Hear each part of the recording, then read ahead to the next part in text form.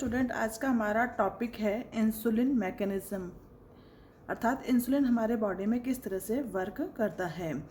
Insulin के receptor plasma membrane पर उपस्थित होते हैं। इंसुलिन जो रिसेप्टर है वो एक प्रोटीन्स है और 2 अल्फा सब यूनिट तथा 2 बीटा सब यूनिट से मिलकर बना होता है।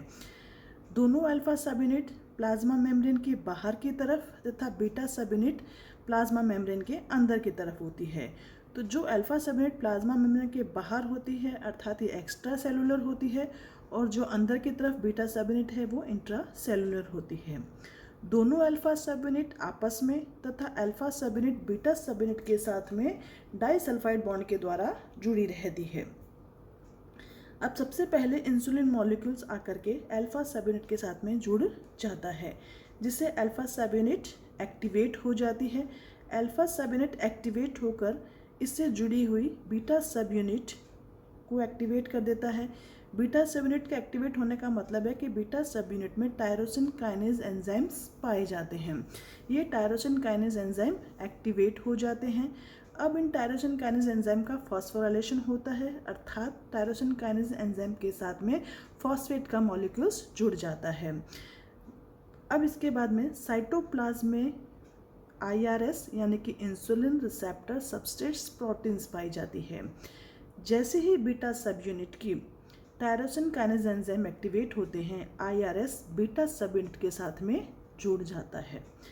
IRS में भी टायरोसिन काइनेज एंजाइम पाए जाते हैं, ये भी एक्टिवेट हो जाते हैं, इनका भी फास्फोराइलेशन होता है और ये टायरोसिन काइनेज फॉस्फेट का मॉलिक्यूल्स इनके साथ भी जुड़ जाता है, जिससे IRS की स्ट्रक्चर में यानी कि इसमें संरचनात्मक कुछ ऐसे परिवर्तन होते हैं जिससे अनदर प्रोटीन और अनदर एंजाइम्स आकर के इससे बाइंड हो जाते हैं, यानी कि इससे जुड़ जाएंगे। तो यहाँ तक का जो प्रोसेस है वो समझ में आया। एक बिट हम इसको दोबारा से देख लेते हैं कि एक कोई भी इंसुलिन मॉलिक्यूल्स अल्फा सब यूनिट के साथ आकर जुड़ता है, अल्फा सब यूनिट एक्टिवेट हो जाती है, एक्टिवेट होने के बाद ये बीटा सब यूनिट को एक्टिवेट करती है, जिससे टायरोसिन काइनेज एंजाइम एक्टिवेट होते हैं। टायरोसिन काइनेज एंजाइम का फॉस्फोराइलेशन होता है, यानी कि फॉस्फेट का मॉलिक्यूल से जुड़ता है। टायरोसिन काइनेज एंजाइम के एक्टिवेट होने से साइटोप्लाज्म में पाई जाने वाली insulin receptor substrate protein beta सब यूनिट के साथ जुड़ जाती है, जिससे इसकी संरचना में परिवर्तन होता है। इससे कोई दूसरे एंजाइम्स और दूसरे प्रोटीन आकर इसके साथ बाइंड हो जाते हैं। तो एक तरफ तो इसके PI3 के एंजाइम आकर के बाइंड हो जाता है फॉस्फोटिडाइल इनोसिटेल 3 काइनेज एंजाइम, दूसरी तरफ GRB2 growth receptor binding protein आकर के जुड़ जाता है। अब यहाँ से दोनों अलग अलग वर्क करते हैं। ये एंजाइम्स प्लाज्मा मेम्ब्रेन पर उपस्थित PIP2 को PIP3 में बदल देता है। PIP2 अब PIP3 में कन्वर्ट हो जाता है। PIP3 की जो एक्टिव साइट है वहाँ पर आकर के 2 मॉलिक्यूल्स जुड़ जाते हैं, यानी कि जो इसकी एक्टिव साइट है यानी कि जो इसकी फॉस्फेट साइट है वहाँ पर आकर के 2 मॉलिक्यूल्स जुड़ जाते हैं। एक है PDK फर्स्ट, एक है PKB। PDK फर्स्ट वही है जो यहाँ पर नाम था फॉस्फोटिडाइल इनोसिटेल ट्राइफॉस्फेट DK से डिपेंडेंट काइनेज एंजाइम। दूसरा है PKB phosphokinase B enzymes. PDK जो फर्स्ट है वो PKB को एक्टिवेट करता है, यानी कि इसने फास्फोराइलेशन कर दिया। इसके फास्फोराइलेशन होने से PKB का जब फास्फोराइलेशन होता है तो इसका मतलब ये भी एक्टिवेट हो जाता है। PKB एक्टिवेट होकर ये GLUT4 यानी कि ग्लूकोज ट्रांसपोर्टर को प्लाज्मा मेम्ब्रेन पर जोड़ देता है, यानी कि प्लाज्मा मेम्ब्रेन पर इसकी बाइंडिंग कर देता है। जैसे ही GLUT4 प्लाज्मा मेम्ब्रेन पर आकर जुड़ता है, जो ब्लड में ग्लूकोज था वो प्लाज्मा मेम्ब्रेन में एंटर कर जाता है, यानी कि ग्लूकोज अब सेल के अंदर एंटर कर गया है, अपटेक ग्लूकोज। अब ये ग्लूकोज की एंट्री होने के बाद ग्लाइकोलाइसिस है, ग्लाइकोजिनोलाइसिस है, इस तरह के प्रोसेस स्टार्ट हो जाते हैं और आगे की सेल्स फंक्शंस करती है। तो फर्स्ट पाथ तो हमारा ये वाला था। सेकेंड पाथ ये है कि जो ग्रोथ रिसेप्टर बाइंडिंग प्रोटीन्स है ये SOS प्रोटीन को एक्टिवेट कर देते हैं। SOS यानी कि सन ऑफ 7 लेस प्रोटीन को एक्टिवेट कर देते हैं। जो सन ऑफ 7' प्रोटीन है वो GDP-RAS को GTP-RAS में कन्वर्ट कर देते हैं। GDP तो आप सबको पता ही होगा, RAS यानी कि रेड सार्कोमा प्रोटीन है। अब GTP-RAS में कन्वर्ट हो जाता है। अब ये GTP न्यूक्लियस में उपस्थित माइटोजिन एक्टिवेट प्रोटीन्स को एक्टिवेट कर देते हैं। किसकी हेल्प से? Mitogen activate protein kinase enzyme के द्वारा। GTP mitogen activate protein kinase enzyme के द्वारा माइटोजिन एक्टिवेट प्रोटीन को एक्टिवेट कर देते हैं। अब ये जो माइटोजिन एक्टिवेट प्रोटीन है ये DNA के किसी भी स्पेसिफिक सेगमेंट के साथ में जुड़ जाती है। DNA का सेगमेंट्स है, DNA में कहीं पर भी किसी भी स्पेसिफिक सेगमेंट से जुड़ जाती है और अब ये DNA ट्रांसक्रिप्शन प्रोसेस के द्वारा मैसेंजर RNA का निर्माण करता है। mRNA साइटोप्लाज्म में आता है। साइटोप्लाज्म में आने के बाद ट्रांसलेशन के प्रोसेस के द्वारा वो प्रोटीन का निर्माण करता है।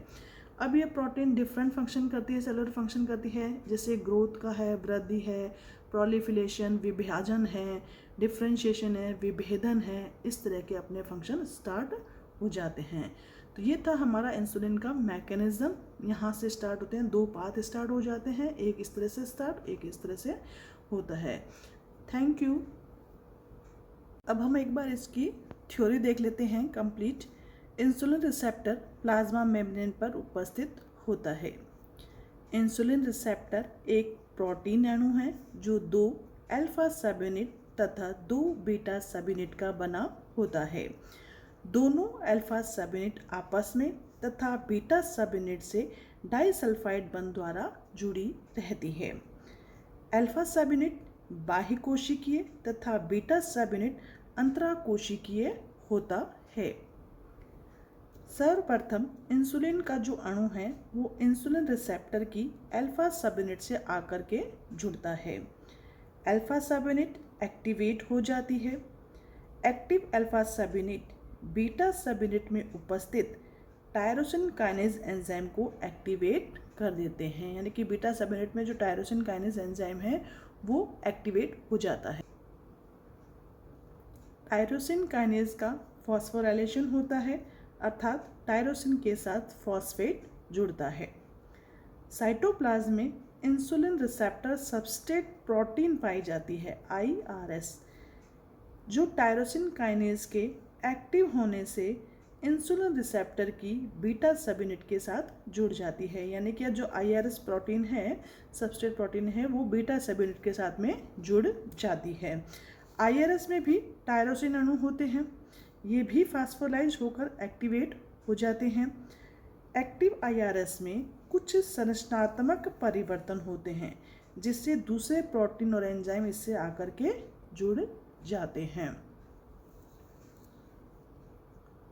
PI3K यानी कि फॉस्फोटिडाइल इनोसिटेल 3 काइनेज एंजाइम एक्टिव IRS के एक तरफ आकर के जुड़ जाता है तथा दूसरी ओर GRB2 growth receptor binding protein आकर के जुड़ जाती है।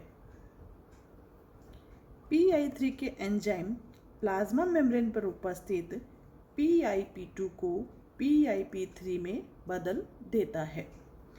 PIP3 की एक्टिव साइट पर 2 मॉलिक्यूल्स आकर के जुड़ जाते हैं। पहला कौन सा है? फॉस्फोटिडाइल इनोसिटेल ट्राइफॉस्फेट डिपेंडेंट काइनेज एंजाइम, जिसको शॉर्ट फॉर्म होती है PDKI या PDK फर्स्ट भी बोल सकते हैं। प्रोटीन काइनेज बी दूसरा प्रकार का मॉलिक्यूल्स कौन सा है? प्रोटीन काइनेज बी का, जिसको AKT भी बोलते हैं। अब जो PDK फर्स्ट है या PDKI है वो PKB को फास्फोराइज करता है, अर्थात PKB भी एक्टिवेट हो जाता है। Activate PKB glucose transporter GLUT4 को प्लाज्मा मेम्ब्रेन पर जोड़ता है, जिससे ग्लूकोज की साइटोप्लाज्म में एंट्री होती है। यहाँ तक तो इसका फर्स्ट पार्ट खत्म हो जाता है। जैसे ही ग्लूकोज साइटोप्लाज्म में एंटर करेगा, ग्लाइकोलाइसिस ग्लाइकोजिनोलाइसिस के जैसे प्रोसेस स्टार्ट हो जाते हैं। अब हम आके चलते हैं इसके पाथ नंबर 2 पर। एक्टिवेट IRS की दूसरी तरफ GRB2 प्रोटीन आकर के जुड़ जाती है, growth receptor binding protein. GRB2 protein SOS protein को एक्टिवेट कर देती है। SOS यानी कि सन ऑफ 7 लेस प्रोटीन। जो अब ये SOS प्रोटीन है वो GDP-RAS को एक्टिवेट कर देती है, जिससे GTP-RS में बदल देती है, यानी कि उसको एक्टिवेट किया और अब GTP में कन्वर्ट हो जाता है। RAS की रेड सार्कोमा। GTP-RS से न्यूक्लियस में उपस्थित MAP मतलब माइटोजिन एक्टिवेट प्रोटीन एक्टिवेट हो जाती है। किसके द्वारा? GTP-RS के द्वारा न्यूक्लियस में उपस्थित जो प्रोटीन है MAP वो एक्टिवेट हो जाती है। किसकी हेल्प से हुई? माइटोजिन एक्टिवेस प्रोटीन काइनेज एंजाइम्स के द्वारा। अब जब MAP प्रोटीन एक्टिवेट हो गई तो ये MAP क्या करती है? DNA के किसी भी स्पेसिफिक सेगमेंट से जुड़ जाती है और ट्रांसक्रिप्शन द्वारा mRNA का निर्माण करती है, मैसेंजर RNA का फॉर्मेशन करती है। अब ये मैसेंजर RNA साइटोप्लाज्म में आ जाते हैं और ट्रांसलेशन द्वारा मैसेंजर RNA प्रोटीन का निर्माण करते हैं। ये प्रोटीन कोशिकीय कार्य करते हैं, जैसे वृद्धि का है, विभाजन का है, विभेदन का है, इस प्रकार के फंक्शन स्टार्ट हो जाते हैं। तो ये देखा हमने इंसुलिन का मैकेनिज्म कि किस तरह से इंसुलिन हमारे बॉडी में फंक्शन करता है। Thank you.